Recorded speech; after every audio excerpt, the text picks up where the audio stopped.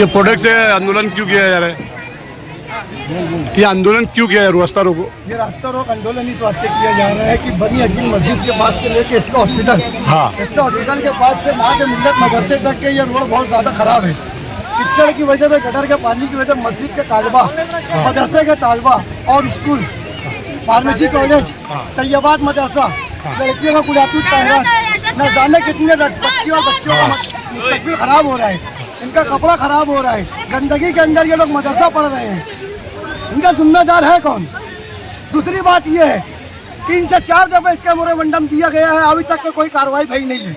हमें माँ मजबूरन मदरसों के बच्चों को लेकर ये एहतजाज पे आज उतरना पड़ा है।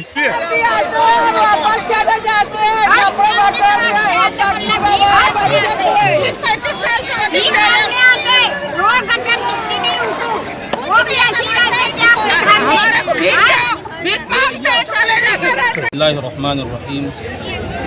अभी हम लोग मस्जिद बनी अकील के सामने जो खस्ता हाल रास्ता है वहाँ पर आज हम लोग आंदोलन के लिए खड़े हुए हैं और कई मरतबा यहाँ पर आंदोलन किया जा चुका है, लेकिन इसका कोई खातिर खा फ़ायदा हमें नज़र नहीं आ रहा।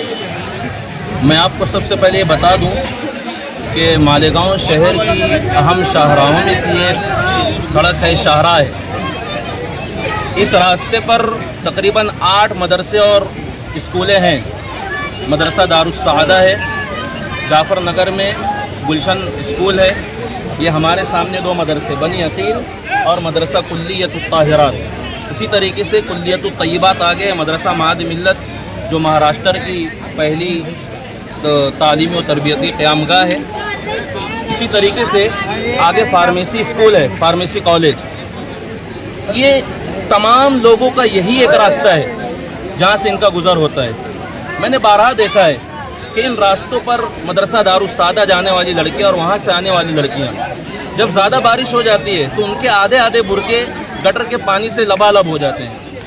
ये हम अपने बच्चों और बच्चियों के इस्लाम की शहज़ादियाँ और इस्लाम के शहज़ादे कहते हैं। मुझे ये बात समझ में नहीं आती कि शहर मालेगांव के कमिश्नर क्या कर रहे हैं। क्या सिर्फ एसी में बैठकर और अच्छे अच्छे खाने खाकर और अपनी आराइश और आसाइश के सामान मुहैया करना वो जानते हैं? क्या हम शहर मालेगांव की अवाम और मदारिस में पढ़ने वाले तलबा, यहाँ इस रोड पर गुजरने वाले शयूख, मुअल्लिमात, मुअल्लिमीन, क्या हम उनको पागल नज़र आते हैं? हमारी उनसे ये दरख्वास्त है, बल्कि दरख्वास्त धमकी के अंदाज में हम कहना चाहते हैं कि अगर हमारी इस आंदोलन का खातिर खा फ़ायदा हमें नज़र नहीं आया तो आइंदा मरतबा इंशाअल्लाह हम कारपोरेशन आकर वो एहतजाज करेंगे जो मालेगांव में कभी ना हुआ हो। इसलिए हमारी कमिश्नर से मांग है कि आप इस रोड को जल्दी से बनाइए और लोगों को आज ही से इसका काम शुरू, जब तक काम शुरू नहीं होगा हम यहाँ से हटने वाले नहीं हैं। हमें बहुत ज़्यादा तकलीफ़ होती है, मदरसे के शयूख यहाँ से गुजरते हैं, उनको तकलीफ़ होती है। कई लोगों को मनके की शिकायत हुई। कल की बात है, कल ही एक हादसा हुआ, एक बुज़ुर्ग गिर गए, उनका सर फट गया और न जाने कई एक हादसा इस तरीके से हो चुके हैं। हम फिर से उनसे मांग करते हैं कि हमारी सड़कों को बनाएं, वरना फिर हमें भी समझ में आता है और हमें भी समझता है कि शहर मालेगांव के लिए क्या करना चाहिए और क्या नहीं करना चाहिए। टोपी और कुर्ता जब तक पहने हैं उसका गलत फ़ायदा नहीं उठाना चाहिए। इस टोपी और कुर्ते के उतरने का इंतज़ार नहीं करना चाहिए, वरना फिर मामला कुछ और हो सकता है। के अंदर एक नहीं अनेक काम ऐसे हैं कि जो एक दूसरे की इसके अंदर रुक के पड़े हुए हैं। अभी मैंने जो मालूमात ये रोड के लिए लिया, कारपोरेशन ने भी इसका एस्टीमेट बना के रखी है। एक तरफ से हमारे शहर के आमदार साहब बोलते हैं कि मैंने भी एस्टीमेट बना के रखा है। अरे भाई, एस्टीमेट बनाने से काम तो नहीं होता, मैं 100 एस्टीमेट बना दूंगा। काम की बात यह है कि हमको कारपोरेशन ने ये अर्जेंट काम करके देना चाहिए। हमको आमदार साहब का जो फंड है वो फंड अब हमको यानी मिलना भी नहीं है और लेना भी नहीं है। अभी आचार संहिता लग जाएंगी और कारपोरेशन का आज कमिश्नर अगर चाहेगा तो अर्जेंट टेंडर निकालेगा और टेंडर निकालने के बाद ये रोड का काम हो सकता है। अभी हमारे पास 1.5 महीना आचार संहिता का है। आमदार नीति के अंदर अगर अपन जाएंगे तो 1 साल और काम नहीं होगा। इसके लिए हम आज ये फैसला कर ले। यहाँ पर तमाम उलमाए कराम जिम्मेदारान लोग यहाँ पर है। मेरी समझ जो है यही है कि हम लोग इसको जर्नल काम के अंदर अगर डाल दे, कमिश्नर से इसका बजट की नीति ले ले और वो काम का टेंडर निकल जाए तो मैं समझता हूँ आसानी 1 से 1.5 महीने के अंदर काम की 2 महीने में शुरुआत हो सकती है। हर हम एमएलए फंड लेंगे तो आचार संहिता लग जाएंगी, वो काम होगा नहीं और वो काम रगड़ते रगड़ते 1 साल भी नहीं हो सकता।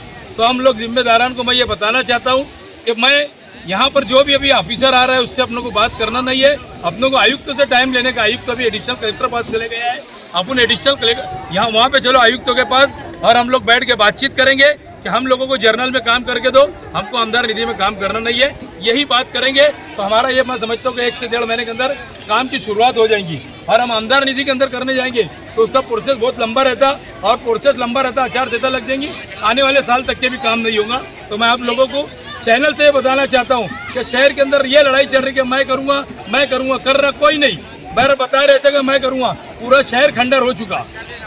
मैं आपको बताता चलूँ कि इस जगह के ऊपर मैं पीछे यहाँ पर आया था, बागे कासिम के अंदर 2 गलियों का दौरा किया था।